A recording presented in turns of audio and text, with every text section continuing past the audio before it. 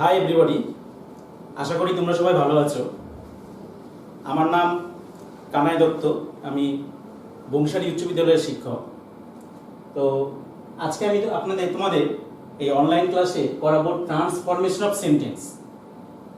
এটি ক্লাস 9 লেখা আছে, কিন্তু ক্লাস 10এও খুব গুরুত্বপূর্ণ। ক্লাস 10-এ এই বছর এই চ্যাপ্টার থেকে অবশ্যই প্রশ্ন হবে। তো ট্রান্সফরমেশন অফ সেন্টেন্স অনেকভাবে করা যায়, এর অনেক পার্ট আছে। আজকে আমরা যে পার্টটা করব সেটা হচ্ছে change of parts of speech. আমি ক্লাস করার সময় দেখেছি যে ছাত্রছাত্রীদের এই অংশটাতে খুব সমস্যা হয়।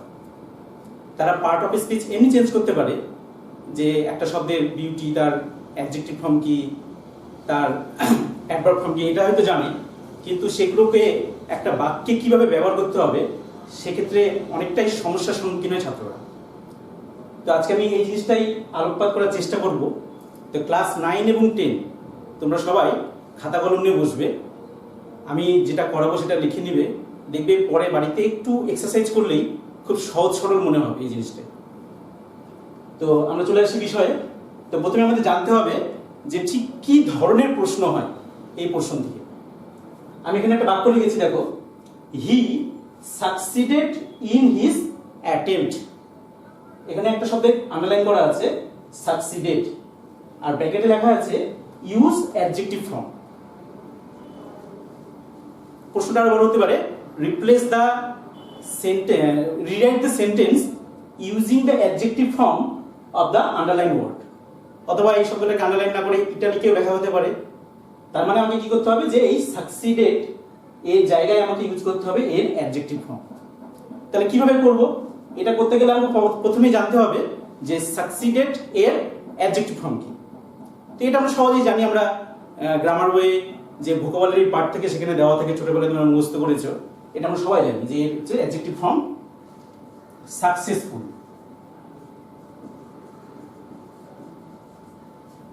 এটা আমরা সবাই জানি, কিন্তু সমস্যাটা হচ্ছে এরপরে কি, যে আমি কি সোজাসুজি সাকসিডটাকে তুলে দিয়ে সাকসেসফুল লিখে দেব, হি সাকসেসফুল ইন হিজ অ্যাটেম্পট, তা কিন্তু হবে না। কারণ যে পার্ট অফ স্পিচ, আমরা জানি 8টা পার্ট অফ স্পিচ আছে, noun, pronoun, adjective, verb, adverb, preposition, conjunction, interjection, এদের কিন্তু একটা নির্দিষ্ট বসার জায়গা আছে, যাকে যেখানে খুশি বসানো যায় না। তা আমাকে তাহলে জানতে হবে যে এই যে অ্যাডজেক্টিভ সাকসিডেড বা সাকসেস, এই যে অ্যাডজেক্টিভ ফর্ম সাকসেসফুল, এর বসার জায়গা কোনটা আমাকে এটা জানতে হবে। তাহলে আমি এই বাক্যটাকে সঠিকভাবে লিখতে পারবো। তা আমি যদি এটা উত্তর করি, এর উত্তর হবে যে হিজ অ্যাটেম্পট ওয়াজ সাকসেসফুল। দেখো এই জায়গাটায় হি সাকসিডেড, এটা কি ছিল? ভার্ব ফর্ম ছিল। ভার্বের বসার জায়গা কোথায়? ঠিক সাবজেক্টের পর। আমরা জানি যে ইংরেজিতে বাক্য যখন তৈরি হয় তার ফরম্যাটটা হয় subject plus verb plus other word, বা অবজেক্ট বা আদার ওয়ার্ড থাকে। তাহলে সাবজেক্ট তারপরে ভার্ব ছিল। কিন্তু এখানে যখন অ্যাডজেক্টিভ বানাতে বলবো, তাহলে তো আমি আর ঠিক সাবজেক্টের পরে বসাতে পারছি না, তাহলে সেটা ভার্বের কাজ, ভার্বের জায়গাতে বসাতে পারবো না। তাহলে অ্যাডজেক্টিভের বসার জায়গা কোনটা, সেটা আমাকে সেই জায়গাটাতে বসাতে হবে। সেটা আমি পরে আসতেছি যে অ্যাডজেক্টিভ কোথায় বসে। তাহলে আমাদের এই অংশটাতে সঠিক নম্বর পেতে গেলে, ভালোভাবে করতে গেলে আমাদের দুটো জিনিস জানা প্রয়োজন। প্রথম কি, যে প্রত্যেকটা শব্দের বিভিন্ন যে পার্ট অফ স্পিচ, একটা নির্দিষ্ট শব্দ তার নাউন ফর্ম কি, তার অ্যাডজেক্টিভ ফর্ম কি, তার ভার্ব ফর্ম কি, এটা আমাদের জানতে হবে। এটা জানার উপায় কি? আমি আবার বলছি, তোমাদের গ্রামার বই খুলবে, গ্রামার বইয়ে দেখবে বিউড ভোকাবুলারি বলে চ্যাপ্টার আছে, সেখানে কিন্তু দেওয়া থাকে। এবার অনেক শব্দ হয়তো তুমি পাচ্ছ না, যখন এক্সারসাইজ করছো যে কোনো একটা বিশেষ শব্দ দেখলে যে তার নাউন ফর্ম পাচ্ছ না বা অ্যাডজেক্টিভ ফর্ম পাচ্ছ না, তখন তোমাদের ডিকশনারি খুলতে হবে। সেই পার্টিকুলার শব্দটা ডিকশনারিতে খুলবে, ওখানে দেখবে সেই শব্দের বিভিন্ন পার্ট অফ স্পিচ, ভার্ব কোনটা, তার অ্যাডজেক্টিভ ফর্ম কি, তার অ্যাডভার্ব ফর্ম কি, এগুলো সব দেওয়া আছে। তাহলে প্রথম কাজ আমাকে হচ্ছে এটা জানা। এবার দ্বিতীয় কাজ কি, যে দ্বিতীয় কাজ হচ্ছে সেই পার্ট অফ স্পিচ বাক্যের কোন জায়গায় বসে সেটাকে জানা। অর্থাৎ প্রত্যেকটা পার্ট অফ স্পিচের ফাংশন আমাকে জানতে হবে। তো আমি আজকে এই ফাংশনগুলো তোমাদের বলে দিব, তাহলে তোমাদের বুঝতে সুবিধা হবে। তোমরা দেখবি তোমাদের গ্রামার বইয়ে সাধারণত এই চ্যাপ্টারে বিশেষ বিস্তৃতভাবে কিছু লেখা থাকে না, জাস্ট এক্সাম্পল দেওয়া থাকে, সেটা কিভাবে করতে হয় সেই নিয়ম বলে কিছু থাকে না। অ্যাকচুয়ালি এর কোনো নিয়মও নেই, শুধু আমি তোমাদের যে টিপস দেবো সেটা তোমাদের বুঝতে সুবিধা হবে যে কি করে আমি বেশি ভালোভাবে এটা করতে পারবো। সেগুলো একটু ফলো করলেই দেখবে তুমি ভালো করে করতে পারবে। তো যাই হোক, আমরা জানি যে পার্ট অফ স্পিচ 8 প্রকার, কিন্তু সব পার্ট অফ স্পিচেরই কিন্তু চেঞ্জ হয় না। হয় মেনলি হচ্ছে নাউন, অ্যাডজেক্টিভ, ভার্ব আর হচ্ছে অ্যাডভার্ব। নাউন, অ্যাডজেক্টিভ, ভার্ব আর অ্যাডভার্ব, এই 4টা পার্ট অফ স্পিচকেই ইন্টারচেঞ্জ করে কিন্তু বাক্যে প্রয়োগ করতে হয়। তাহলে প্রথমে আজকে আমরা প্রথম নাউন থেকে শুরু করব এবং দেখব কি করে যে কোনো একটা বাক্য যদি থাকে সেখানে অন্য কোনো একটা পার্ট অফ স্পিচে তাকে চেঞ্জ করে কিভাবে আমরা নাউনে নিয়ে আসবো সেটা আমরা এখন শিখব।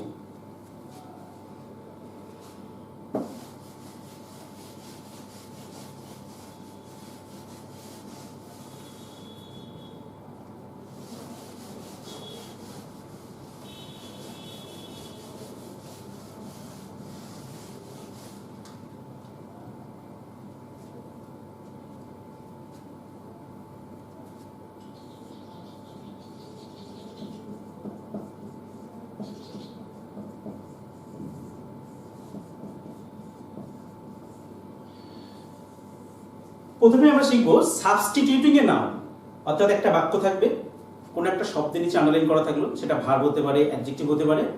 আমাকে কি করতে হবে, তার নাউন ফর্মকে ব্যবহার করে বাক্যটা পুনরায় লিখতে হবে। তাহলে এই কাজ করতে গেলে আমাকে সেই শব্দের নাউন ফর্ম জানতে হবে, সেটা জানলাম, জানার পর সেটা ডিকশনারি থেকে হোক বা বই থেকে হোক জানলাম। এবার আমি যখন বাক্যে প্রয়োগ করবো তাহলে কোন জায়গায় বসাবো, এই জিনিসটা জানতে গেলে আমাকে জানতে হবে যে নাউন কাকে বলে এবং তার ফাংশন কি।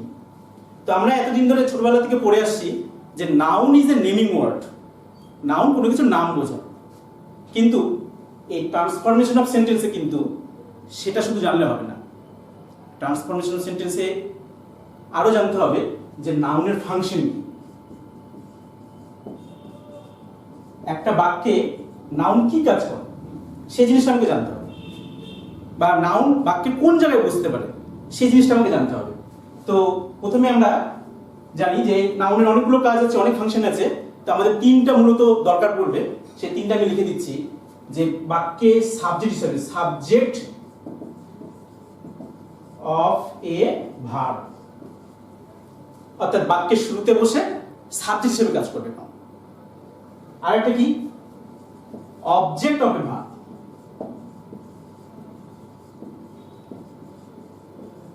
আর 3 number object of a preposition. তাহলে একটা নাউন বাক্যে মূলত সবচেয়ে গুরুত্বপূর্ণ যে কাজ বা ফাংশন সেটা এই 3টে।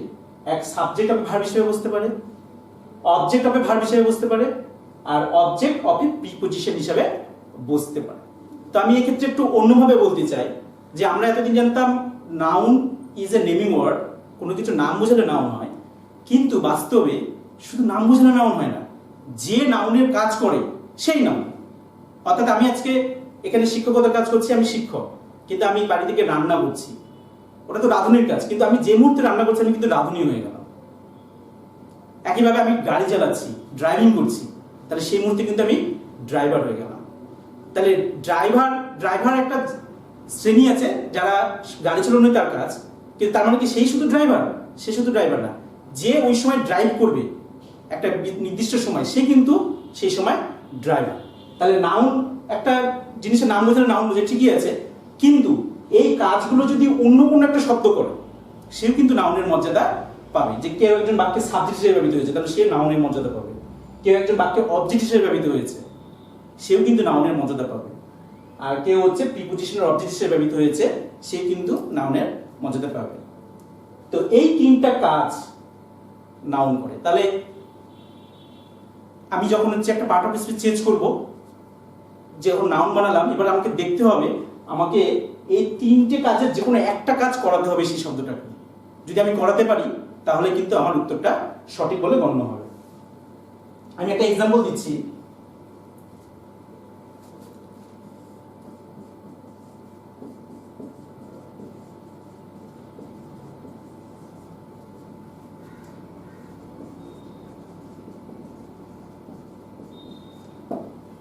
তাহলে এরকম একটা শব্দ আছে, হি পারফর্মড,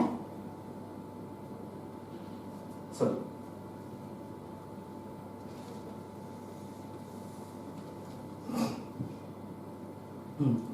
হি পারফর্মড অ্যাডমাইরেবলি। এখানে আন্ডারলাইন করা আছে এখানে। তাহলে হি পারফর্ম একটা ভার্ব, আমাকে চেঞ্জ করতে হবে, সাবস্টিটিউটিং এ নাউন বলা হয়েছে।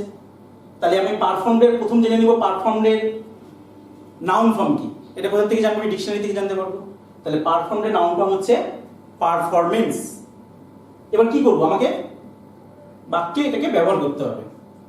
তাহলে পারফরমেন্স নাউন ফর্ম। এবার আমাকে দেখতে হবে যে প্রথমে চেষ্টা করব সাবজেক্ট অফ এ ভার্ব হিসেবে আমি ইউজ করতে পারি কিনা, বাক্যের শুরুতে আমি ইউজ করতে পারি কিনা এটা দেখতে হবে। তো একটু ভাবনা চিন্তা করে দেখা যাবে হি পারফর্ম অ্যাডমাইরেবলি, হিজ পারফরমেন্স ওয়াজ অ্যাডমাইরেবল করা যেতে পারে। তাহলে দেখো হিজ পারফরমেন্স ওয়াজ অ্যাডমাইরেবল। দেখো হিজ পারফরমেন্স বাক্যের কি হয়ে গেল? সাবজেক্ট হয়ে গেল, তাই তো? এটা ভার্ব আর এটা হচ্ছে আদার ওয়ার্ড, তাহলে এটা হচ্ছে সাবজেক্ট হয়ে গেল। তার মানে এটা হচ্ছে নাউন, কারণ এ সাবজেক্টের জায়গায় বসে গেল। বুঝা যাচ্ছে? আরো একটা এক্সাম্পল দিচ্ছি, তাহলে বুঝতে আরো সুবিধা হবে। তোমরা এগুলো লিখে নিবে, তাহলে তোমাদের পরবর্তীতে সুবিধা হবে।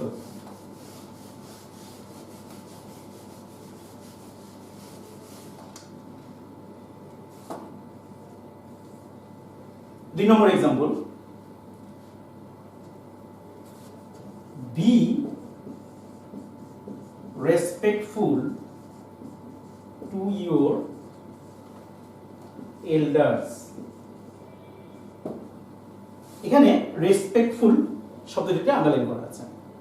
এবার রেসপেক্টফুল কে আমি নাউন বানাবো। এর নাউন ফর্ম কি জানতে হবে আমাকে? এর নাউন ফর্ম কি? রেসপেক্ট। এবার আমাকে দেখতে হবে, এমন ভাবে সাজাতে হবে যাতে রেসপেক্ট শব্দটা এই তিনটার কোন একটা কাজ করে। হয় সাবজেক্ট অফ এ ভার্ব হিসেবে যেন ইউজ হয়, অথবা অবজেক্ট অফ এ ভার্ব হিসেবে ইউজ হয়, অথবা অবজেক্ট অফ এ প্রিপজিশন হিসেবে ইউজ হয়। যে কোনো তিনটের একটা কাজ এই রেসপেক্ট দিয়ে করাতে হবে। তাহলে কি করা যেতে পারে? B respectful to your elders. দেখো আমি একটা করছি, so respect to your elders. দেখো এখানে চলে আসলো respect. So respect, respect show করো, রেসপেক্ট দেখাও তোমার এল্ডারদের। কি দেখাও? এটা ভার্ব। কি দেখাও? রেসপেক্ট। তাহলে কি হয়ে গেল? অবজেক্ট। আমরা জানি বাক্যের ফাইনাইট ভার্বকে যদি কি বা কাকে দিয়ে প্রশ্ন করা হয় এবং তার উত্তর যদি ডান দিক থেকে আসে তাহলে সেটা হচ্ছে অবজেক্ট, আর যদি ভার্বের বাম দিক থেকে আসে তাহলে সেটা হচ্ছে সাবজেক্ট। তো এখানে দেখতে পাচ্ছি যে কি দেখাবো? রেসপেক্ট। তাহলে এটাকে অবজেক্ট হিসেবে কাজ করছে। তার মানে আমার উত্তর হচ্ছে এটা ঠিক হয়ে গেল, এটা নাউন হয়ে গেল, কারণ এই অবজেক্ট হিসেবে কাজ করেছে। আরো একটা এক্সাম্পল দিচ্ছি,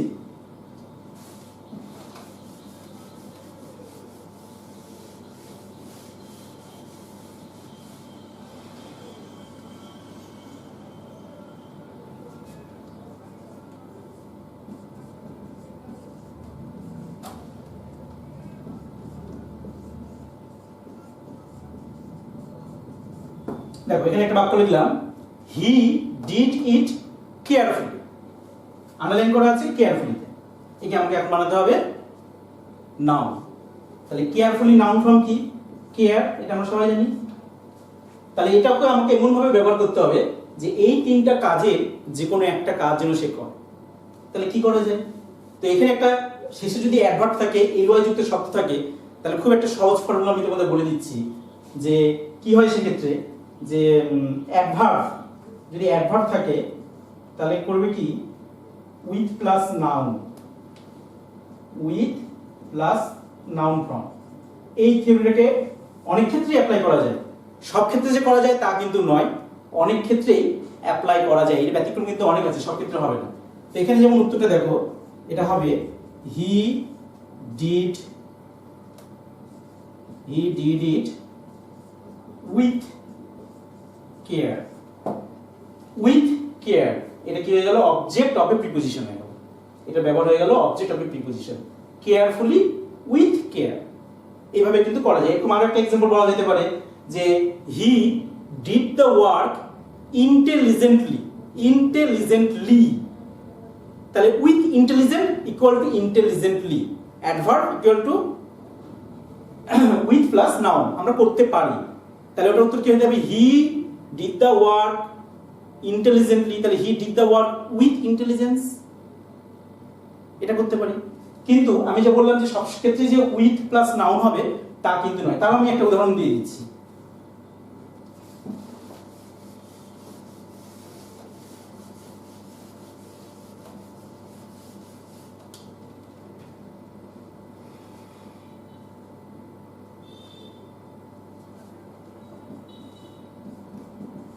He died instantly.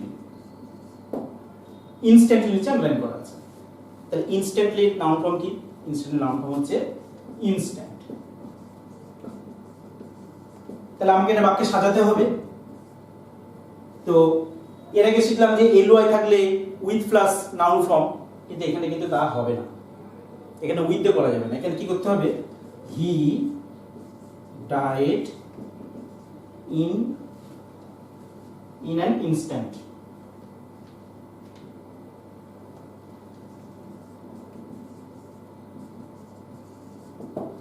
এখানে দেখো ইন হলো, এখানে কিন্তু উইথ হলো না। তো এরকম ছোটখাটো কিছু ব্যতিক্রম থাকে, সেগুলো আমাদের মনে রাখতে হবে। তাহলে আশা করি যে নাউনে কিভাবে পরিবর্তন করতে হয় এই জিনিসটি তোমাদের বোধগম্য হয়েছে। বাড়িতে আরো প্র্যাকটিস করবে, তাহলে আরো সহজ হয়ে যাবে। তো আবার ঘুরিয়ে বলবো আমি যে আমাদের দেখতে হবে যে প্রথম কথা তার নাউন ফর্ম জানতে হবে যে শব্দটার চেঞ্জ করতে বলা হয়েছে, এবং তারপরে সেই শব্দটাকে নাউনে ব্যবহার করতে গেলে এই তিনটে যে কোনো একটা প্রয়োগ করতে হবে, এর যে কোনো একটা কাজ করতে হবে। বাক্যে ব্যবহার করার পর তুমি দেখবে যে এই কাজগুলো তিনটে যদি একটা কাজ করে সেই শব্দটা, তাহলে সে হচ্ছে বাক্যে নাউন। তাহলে তোমার উত্তর ঠিক আছে। এটা হয়ে গেল আমাদের সাবস্টিটিউটিং এ নাউন।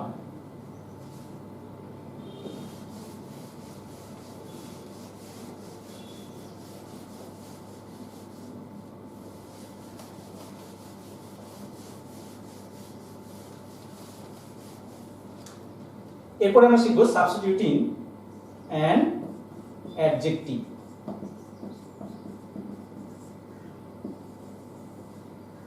যে একটা শব্দ দেওয়া আছে, অন্য কোনো পার্ট অফ স্পিচ দেওয়া আছে, আমি সেটা অ্যাডজেক্টিভে কিভাবে চেঞ্জ করব। তাহলে এটা করতে গেলে আমাকে জানতে হবে যে প্রথমে অ্যাডজেক্টিভ কাকে বলে। আমরা সবাই জানি যে শব্দ নাউন বা প্রোনাউনের দোষ গুণ অবস্থা বলে দেয় তাকে বলা হয় অ্যাডজেক্টিভ। অ্যাডজেক্টিভ কি করে, modifies a noun or pronoun। এটা আমরা সবাই জানি। এবার আমাদের জানতে হবে অ্যাডজেক্টিভ বাক্যের ঠিক কোন জায়গায় বসে, যে আমি যে অ্যাডজেক্টিভ বানাবো তাকে বাক্যের কোন জায়গায় নিয়ে যাব, সামনে, মাঝখানে না শেষে। তো সেটা জানতে গেলে টাইপস অফ অ্যাডজেক্টিভ জানতে হবে। কয় ধরনের অ্যাডজেক্টিভ হয়? অ্যাডজেক্টিভ মূলত দু ধরনের। একটা হচ্ছে অ্যাট্রিবিউটিভ অ্যাডজেক্টিভ। অ্যাট্রিবিউটিভ অ্যাডজেক্টিভ এটা কি জিনিস? এটা হচ্ছে কোন নাউনের আগে বসবে। যে অ্যাডজেক্টিভ কোন নাউনের আগে বসে নাউনের দোষগুণ অবস্থা বলে দিবে তাকে বলা হয় অ্যাট্রিবিউটিভ অ্যাডজেক্টিভ।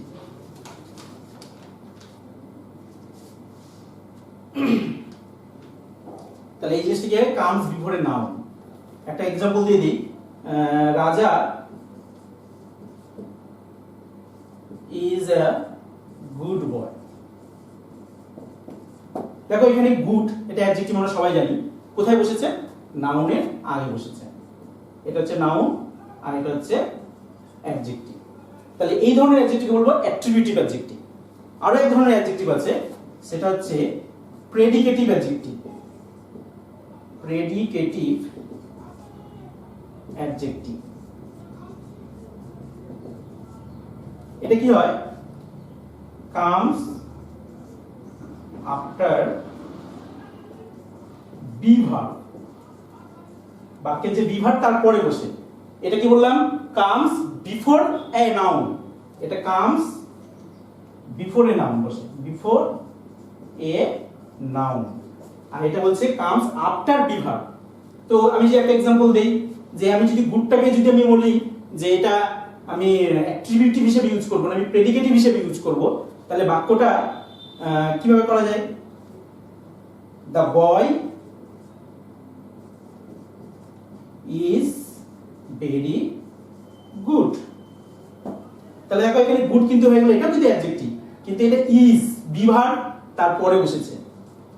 গুড কার সম্বন্ধে বলছে? দ্য বয় সম্বন্ধে বলছে, কিন্তু এটা দ্য বয়ের আগে বসেনি, নাউনের আগে বসেনি, বি ভার্বের পরে বসেছে। তাহলে এটাকে বলছে প্রেডিকেটিভ ইউজ অফ অ্যাডজেক্টিভ। তাহলে আমরা দুটো জিনিস জেনে নিলাম যে অ্যাডজেক্টিভের দুটি ব্যবহার, এক হচ্ছে অ্যাট্রিবিউটিভ, অর্থাৎ কোন নাউনের ঠিক আগে বসে সেই নাউনের দোষগুণ অবস্থা বলে দিবে, এটাকে বলা attributive use.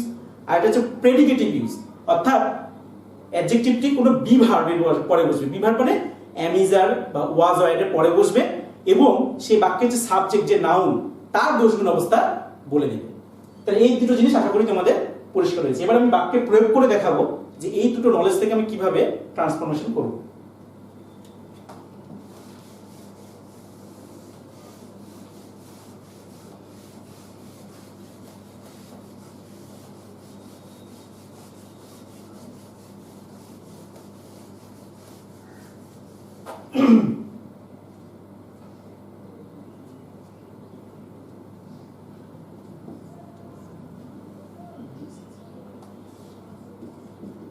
This is an act of nobility.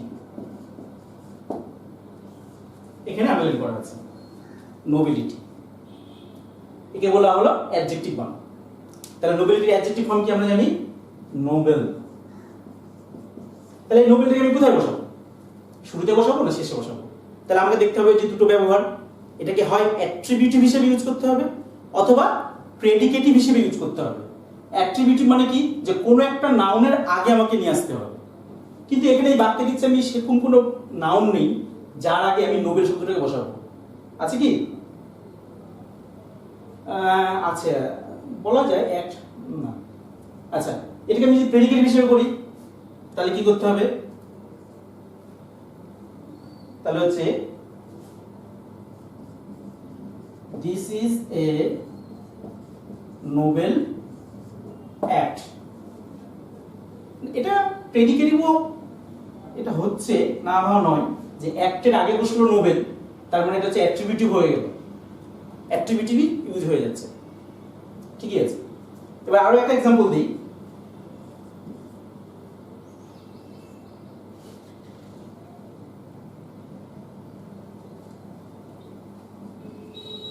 Mr. Sen suspected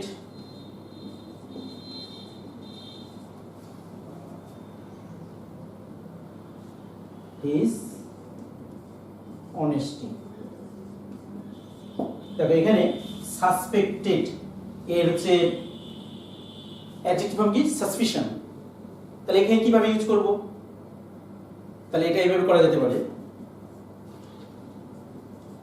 Mr. Sen was suspicious of his honesty. তাহলে সাসপেক্টেড থেকে সাসপিশাস হয়ে গেল। এটা দেখো বি ভার্ব, বি ভার্বের পরে বসেছে, কিন্তু সাসপিশাসটাকে মিস্টার সেন, মিস্টার সেনের একটা কোয়ালিটি বলছে, মডিফাই করছে। তাহলে এটা কি হয়ে গেল? অ্যাডজেক্টিভ হয়ে গেল। তাহলে বোঝা গেল যে অ্যাডজেক্টিভ পরিবর্তন করতে গেলে আমাকে কি করতে হবে?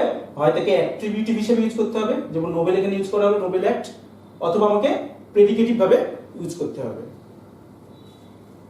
এরপরে আমরা চলে যাব substituting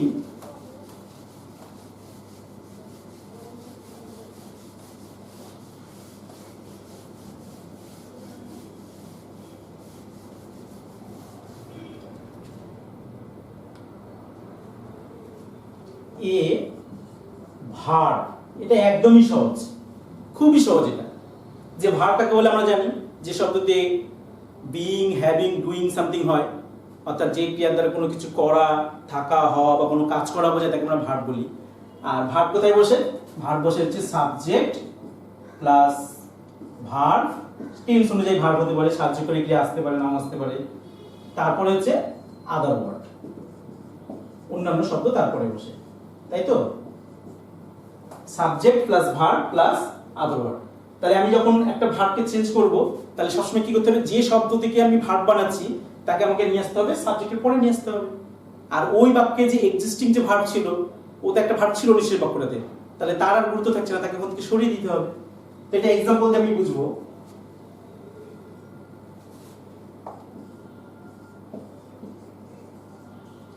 She gave a rude reply. She gave a rude reply. Reply এটাকে অ্যাডভার্ব এখানে আন্ডারলাইন করা আছে। এবার বললো যে একে ভার্ব বানাও, তাহলে রিপ্লাই ভার্ব ফর্ম কি? রিপ্লাই হয়, একই হয়, কিন্তু একে তো নিয়ে আসতে হবে কোথায়? গেভের জায়গায়। কিন্তু ভার্ব অলরেডি কি আছে? ভার্ব হচ্ছে গেভ। তাহলে আমি যদি একে যদি ভার্ব বানাই, তাহলে আমাকে একে তুলতে হবে, কারণ একই বাক্যে দুটো তো ফাইনাইট ভার্ব থাকবে না। একটা সিম্পল সেন্টেন্সে দুটো কিন্তু ফাইনাইট ভার্ব থাকতে পারবে না। তাহলে কি করতে হবে? আমি যদি একে এখানে নিয়ে আসি, তাহলে এর তো কাজ থাকছে না, তাহলে একে কিন্তু এখান থেকে সরিয়ে দিতে হবে। তাহলে একে যদি আমি এখানে নিয়ে আসি, এটা কোন টেন্স ছিল? গেভ ছিল, পাস্ট ইনডিফিনিট টেন্স V2, এটা ভার্বের থার্ড ফর্ম ছিল। তাহলে আমি কি করব? সি রিপ্লাই ছিল, এটা রিপ্লাইড করে দিতে হবে। She replied rudely. She replied rudely. Rude হয়ে গেল rudely। তাহলে দেখো রিপ্লাইটা কি চলে আসলো? ভার্বের জায়গায় চলে আসলো। আর যেহেতু ভার্ব এই জায়গাটা রিপ্লাই নিয়ে নিচ্ছে, তাহলে এর কোনো কাজ থাকছে না, এই বাক্য থেকে চলে যাচ্ছে। আর রুটটা হয়ে গেল রুড। আর একটা एग्जांपल দিব।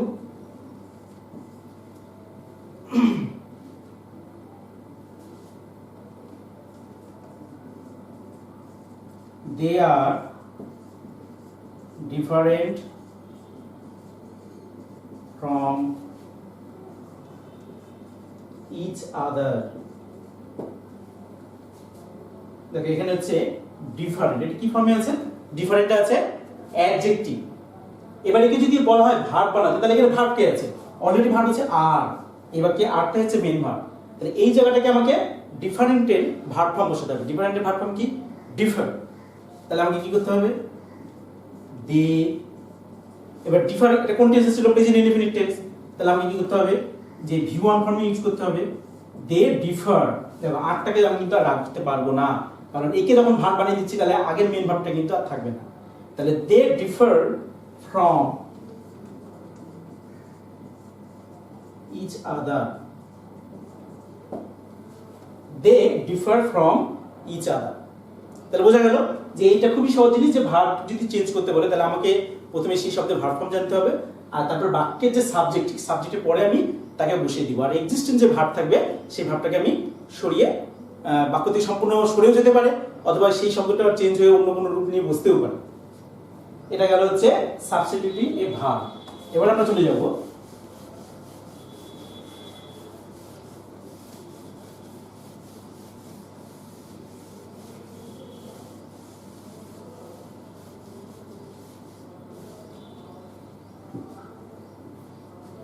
substituting an adverb.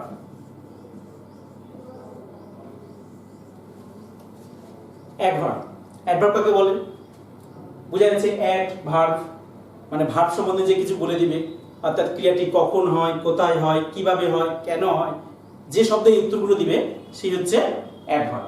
আবার শুধু adverb যে শুধু ভার্ব সম্বন্ধে কিছু বলবে তা নয়, একটা adverb বাক্যের অন্য কোনো অ্যাডজেক্টিভ সম্বন্ধে কিছু বলতে পারে, বা অন্য একটা অ্যাডভার্ব সম্বন্ধে কিছু বলতে পারে, বা গোটা বাক্য সম্বন্ধে সে ওভারঅল কিছু একটা বলতে পারে, তো তাকে আমরা বলি হচ্ছে অ্যাডভার্ব। তো যদি অ্যাডভার্বে পরিবর্তন করতে হয় তাহলে আমরা কি করব? এটাও খুব সহজ। প্রথমে আমাকে সেই অ্যাডভার্ব ফর্ম জানতে হবে যে শব্দটা বলা হয়েছে। আর অ্যাডভার্বের সবচেয়ে সুবিধাজনক যেটা কি, যে অ্যাডভার্ব বাক্যের প্রায় যে কোনো জায়গায় বসতে পারে, বাক্যের শুরুতে বসতে পারে, মাঝে বসতে পারে, শেষে বসতে পারে।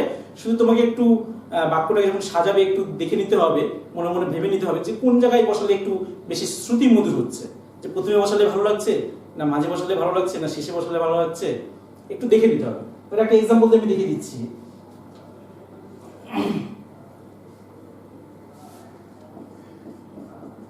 He had a narrow escape. Narrow এটা কি ফর্ম বলো তো? He had a narrow escape এটা কোন ফর্মে আছে? escape এর আগে আছে। escape হচ্ছে নাউন, তার আগে আছে। তাহলে এটা কি হচ্ছে? এটা অ্যাডজেক্টিভ আছে, নাউনের দোষগুণ অবস্থা বলে দিচ্ছে। তো এই যদি বলা হয় ন্যারোকে তুমি অ্যাডভার্ব বানাও, তাহলে আমরা জানি কি যে অ্যাডভার্ব কিভাবে বানাই? অ্যাডজেক্টিভ প্লাস এলওয়াই হয়ে যায় অ্যাডভার্ব। অ্যাডজেক্টিভের সঙ্গে যদি এলওয়াই যুক্ত করি তাহলে কি হয়ে যায়? অ্যাডভার্ব। তাহলে ন্যারোর সঙ্গে এলওয়াই যুক্ত করে দিলে কি হয়ে যাবে? অ্যাডভার্ব হয়ে যাবে ন্যারোলি। তাহলে he had a narrowly escape মানাচ্ছে? আমি তো বললাম যে অ্যাডভার্ব বাক্যের যে কোনো জায়গায় বসতে পারে, তার মানে কি যে কোনো জায়গায় বসিয়ে দিব?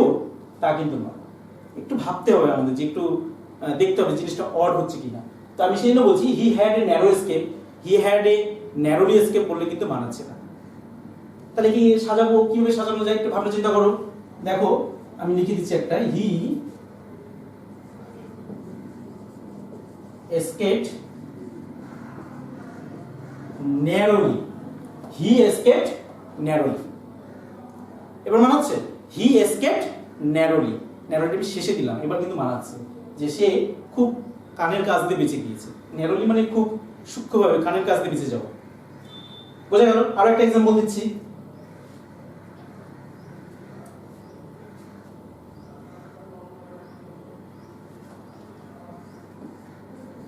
It is usual that the train comes late. তাহলে এখানে দেখো ইট ইজ ইউজুয়াল, ইউজুয়ালটা এখানে কি ফর্মে আছে? Adjective form. তাহলে ইউজুয়াল অ্যাডজেক্টিভ থেকে অ্যাডভার্ব কিভাবে বানাবো? অ্যাডজেক্টিভের সঙ্গে এলওয়াই যুক্ত করতে হয়, adjective plus LY equal to adverb. তাহলে আমি যদি ইউজুয়ালের সঙ্গে ইউজুয়ালি এলওয়াই যুক্ত করলে হয়ে যাচ্ছে, কিন্তু আমি কি এভাবে বসাতে পারবো? ইট ইজ ইউজুয়ালি দ্যাট, না তা কিন্তু হচ্ছে না, মানাচ্ছে না। তাহলে আমাকে ভাবতে হবে ইট ইজ ইউজুয়াল মানে ইউজুয়াল, এর সব এই ইট ইজ ইউজুয়াল তিনটে শব্দের বদলে আমি একটা শব্দ ইউজ করতে পারি, সেটা হচ্ছে ইউজুয়াল। ইউজুয়ালি দা ট্রেন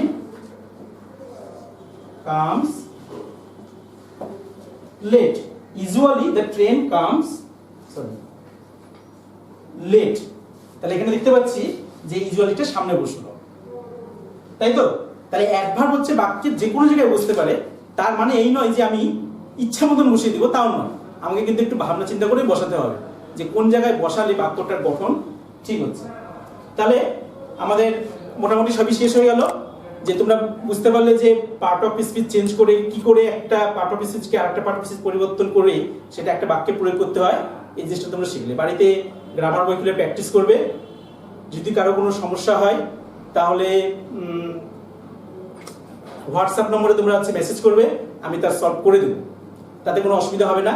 আর এই জিনিসগুলো একটু ভালো করে প্র্যাকটিস করবে, শুধু যে স্কুল লেভেলে প্রয়োজন তা নয়, যখন কম্পিটিটিভ এক্সামিনেশনে তোমরা বসবে এই জিনিসটা কারো যদি ভালো করে জানা থাকে তাহলে ধরে রাখতে পারো যে তোমাদের 1 নম্বর বা 2 নম্বর কিন্তু এই চাকরির পরীক্ষাগুলোতে কনফার্ম পেয়ে যাচ্ছে তোমরা, যে এটা কিন্তু প্রশ্ন আসে কিন্তু এই ধরনের।